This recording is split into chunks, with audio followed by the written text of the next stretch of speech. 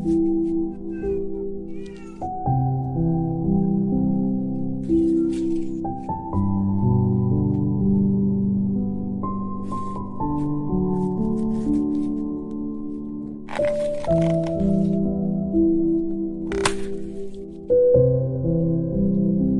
ഉച്ചയൂണാണേ.